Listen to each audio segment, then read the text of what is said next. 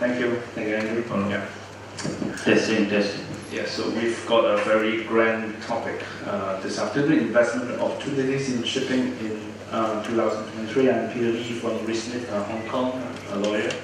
And with me today is Amit from KC Maritime, is the CFO, and also Philip from, you want to introduce yourself? The founder of Transport Capital. So do you want to do a little bit introduction? Yeah.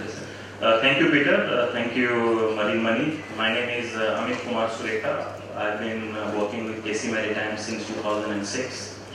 So almost 17-18 years. I only know driver, nothing else.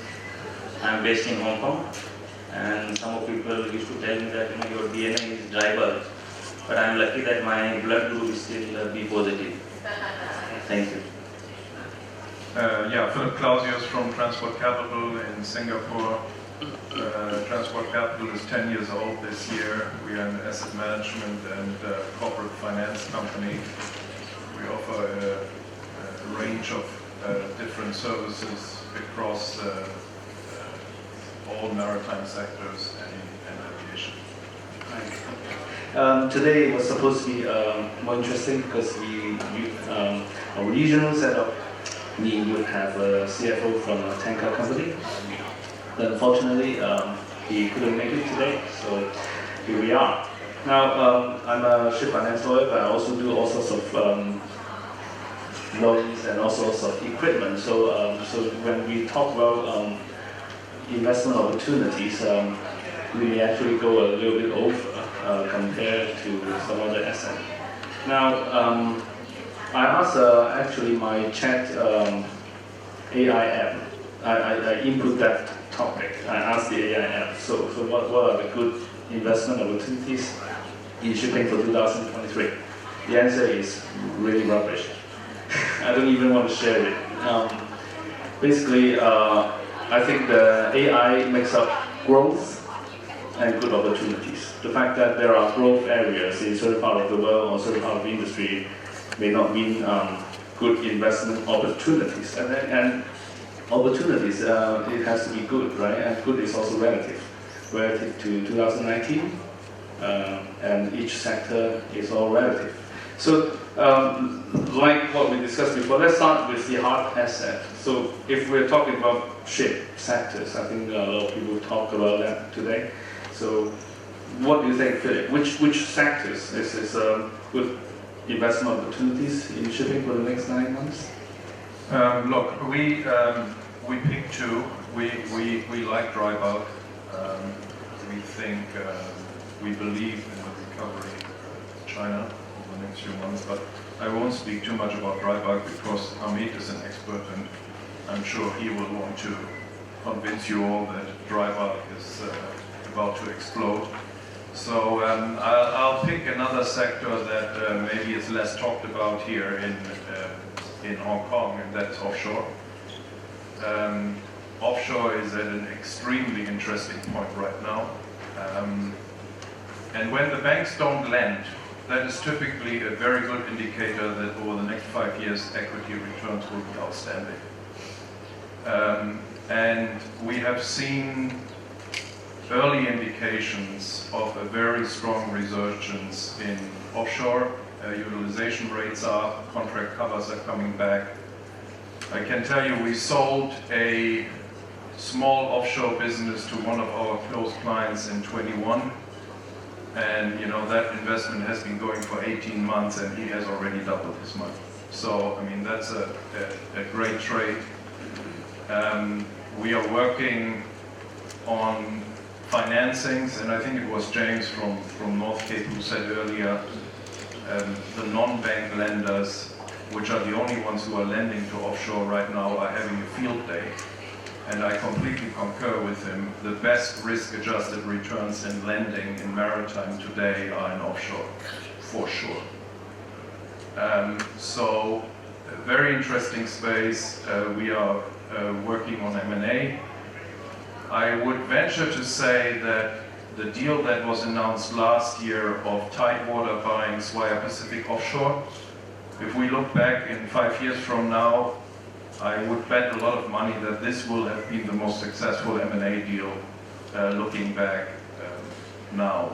Look, we also put our money where our mouth is. We operate our own hedge fund, and our biggest position right now is Tidewater.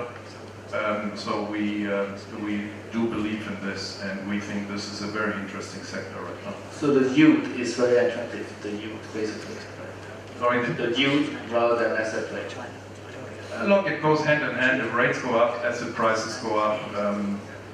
You know, if you buy the stocks, you're obviously riding, obviously also on the increase in the asset values, right? But you know, it's because there's such a scarcity of capital looking at it, because of obviously the past bruises that everybody has suffered. But that's, you know, obviously where you make outsized returns when the situation turns, and it has started to turn. It has clearly started to turn because drilling is increasing, and you know, we are still probably a decade away from peak oil. So there's runway in that sector. How about you, Amit? What do you think? Yeah, thanks Phillips, and thanks Peter. I think I would like to set a little background, and as we all have seen, there are a lot of optimism in this room since morning. We heard HSBC, a lot of banks, ESG, lawyers, and we can see that there are a lot of liquidity into the system, because there is a huge profit in the last 2 years. Because we are into the shipping, we should also remember 2016. 2016 also an opportunistic year, because asset price was historical low, but there was no liquidity. So with reference to investment opportunity, I'd like to give you two themes which I believe is most important, without discussing too much about what has been already discussed today. And before discussing, because I'm coming from a finance background, so what I have been developing is that in addition to TC, in addition to techno-commercial evaluation of any opportunity, we should think of TCF, techno-commercial financial evaluation of any investment opportunity. And let me come to the point that those two things what I'm talking about in this market is that sometimes too much liquidity is also not good into the system. We have seen in 2007 and 8 what happened. Order book increased from 10 to maybe 80 or 90%. So the first thing is the balance sheet management. Now when you talked about balance sheet management, balance sheet has two sides. One is the asset side, which is the cash flow, and another is the liability side, which is your equity or your debt. With reference to debt, please remember, today interest rate is 5%, which is highest in the last 15 years. We might have forgotten how to hedge interest rate, because we used to pay 0% interest rate, right? So we need to be very, very careful. And I will say that, you know, having no money means you are more concerned about your decision-making process. When you have a lot of money, the probability of making errors are much more. So that is one thing to be on the safe side. The second thing with reference to investment into shipping is how the energy transition or decarbonization or net CO2 is going to impact on your investment decision is equally important. Because the assets what you are going to buy is going to stay with you for many, many years, depending whether you are buying a new build or you are buying a 5-year-old vessel. So from my perspective, I think the financial risk management parameter is equally important in addition to techno-commercial evaluation for any decision-making process. That's very interesting. It is like the old saying, the cliche that when there are crises, there are opportunities. But what Amit basically saying that, yeah, it's the same in reverse. When there are opportunities, but if you don't capture it in the right way, it will turn your company into crisis. Is that correct? Yes. Because like what you said, I think we've seen that in 2007 and Yeah, we have seen 2007, we have seen 2016. So moving on, apart from the hard asset, like since you mentioned 2007, 2008, we did see in those days when certain ship owners, they missed the opportunity to make their order for new building. What they turned around is they simply went to, these are rumors because there was what the shipyard told me. When the shipyard said they couldn't secure the wing engine, we asked, so what happened to the wing engines? Some owners didn't get a ship, they just bought the wing engine and tried to find a second-hand buyer for the wing engine to make a profit. So equipment, can we look at investing equipment as an opportunity or upgrading the equipment of your fleet? Is that an opportunity you think you should strike that in 2023, or you should actually wait until 2024 when certain equipment become, or certain technologies becomes more mature? Yeah, I can pick up this. So Peter, what happened today, even if you want to go for new build order, there is no slot available till 2025, number one. Number two, when you talked about retrofitting your existing fleet, you need to be very, very careful because there is a cost associated to your retrofitting. And you don't know, like previous panel mentioned about PBCF, they mentioned about a lot of device which can you can use for FSDs, fuel saving devices. Fuel saving device. Fuel, yes. There are a lot of companies who are doing it. It depends on what is your plan, what is your long-term strategy for your fleet renewal, what is the average age of the fleet, what are you planning for your replacement of fleet or retrofitting with the fleet. So I think all goes together to make the decision whether you want to invest in some technology. Philip? We are not really sort of focused on the hard equipment, if I can call it that. But we have a very, very deep conviction that we are at a major inflection point for the industry, probably a multi-generational inflection point. We are completely convinced that the urge to decarbonize and digitalize will exponentially increase over the next few years, not in a linear fashion, because the pressure from the consumers and the capital markets will become so overwhelming. And that might be frightening to some. I see also tremendous opportunity for those that make an effort to early understand what is actually going to happen, what's going on. So we have been spending the last 3 years with a lot of startups, and we have made a deliberate decision to invest into 10 startups that focus on decarbonization and digitalization in transportation as an industry. And we are not doing this primarily for financial gain. I mean, the hope is, of course, of the 10 that we invest into, sort of 5 to 6 will survive, 3 will do so-so, and 2 will be great, and the rest will go by the wayside. That's typically the numbers when you invest into startups. But we are doing it for the learning curve because it's intellectually interesting, and there are a lot of smart people trying to find solutions to some very pressing problems. And that doesn't mean they will all be financially successful, but they're all spending every single day on how do we address these problems. And there's a lot to learn from them, and there's a lot that a company like ours, with its network, can contribute to them in terms of industry contacts.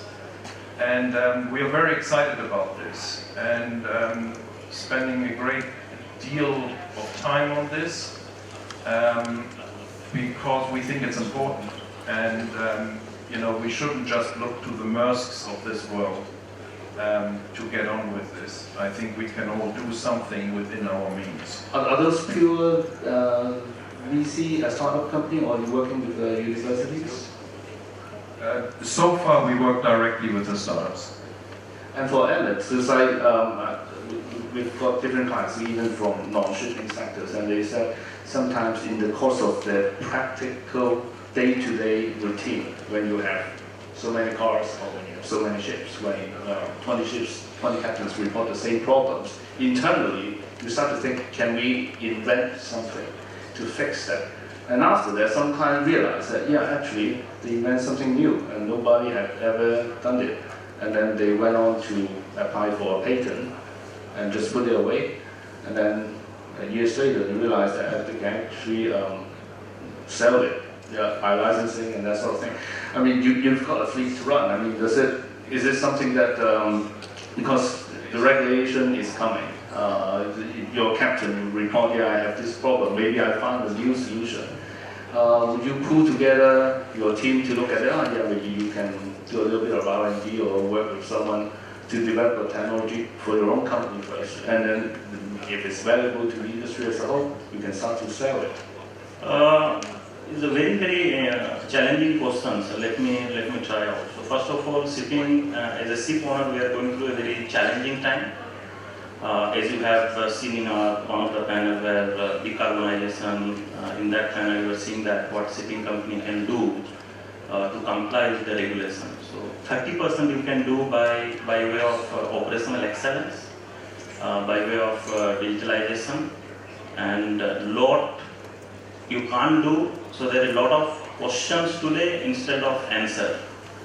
As a first mover, of course, small or medium-sized ship owner don't have that kind of liquidity to do a lot of big R&Ds. We should be the follower, and we don't know like which will be the shipping fuel, whether it is ammonia, hydrogen, you know. So there are a lot of questions right now. I think wait and watch approach, which I feel personally is good for company like us. That reminds me that when I was a trainee 20 years ago, I did an IPO. It was the company has nothing. It's just a couple of doctors. They came up with a solution on something green. They just got this patent and put this patent into the company, and the business model is just to license that patent. But unfortunately, that IPO failed. So we talked about ships, we talked about equipment, we talked about technologies. You mentioned ship and people and ship and relationship. How about people? Of course, as a cliche, we say, yeah, we should invest into people. But there were times when there is a shortage of crew, or there's a shortage of certain high-quality officers for example, LNG tankers or offshore ship. Because you started to feel this optimism about shipping, so picking up people investing, then the next thing is you need more crew. Would it be a good time to invest in ship management or cadet school or crew agency? Crewing is always challenging. Let me tell you what happened during 2020 and due to Russia and Ukraine war.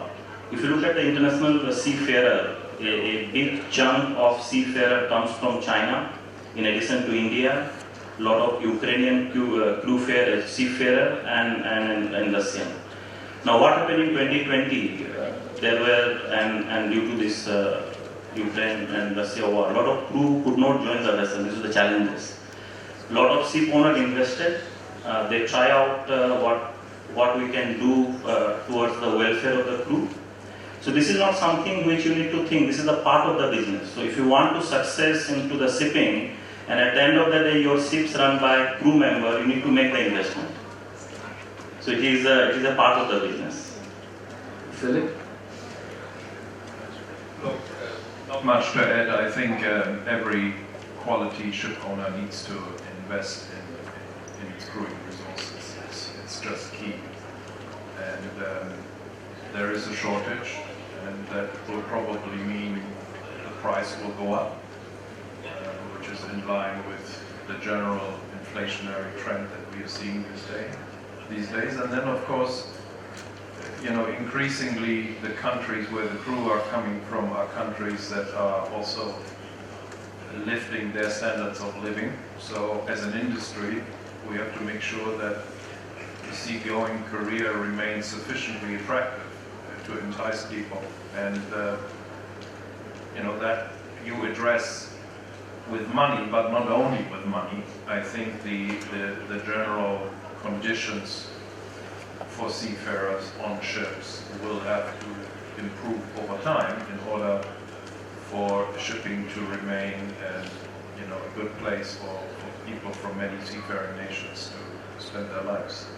I seem to recall you mentioned that there was certain kind of investment into certain platform, electronic platform, in relation to crewing and agency. Is that correct? Yeah, look, since you bring it up, we invested in one company that we find very interesting. It's called Turtle. Turtle is basically trying to build the stepstone of shipping. It's empowering the seafarers that are looking for jobs to interface directly with their employers. It's basically the disintermediation of the manning agencies in the respective countries. And I think most of us in the room can here agree that manning agencies have been a racket and have been an opaque system for the longest time. And this is really a way to empower seafarers to make informed choices about their employers. And this company has been very successful in attracting about 30 blue chip shipping companies who are now registered users on the site, and they are directly sourcing their seafarers via this company called Turtle. And we think it's interesting. It's addressing one problem, one specific problem in the industry with digitalization, and we find that intriguing. And that will create value certainly for those 30 ship owners, because not only that they can secure quality crew directly, but also to save some money. Look, I mean, just to be clear, right? I mean, this solution doesn't substitute the way they have been recruiting so far. It complements it, because everybody is scrambling for good quality crew, and most ship owners are open to new ways of getting access to high quality crew. So, they're testing the system, they're hiring certain positions on the system, but it's gaining a lot of traction. It's probably attracting attention from shipping companies to actually invest into that platform as well, I guess.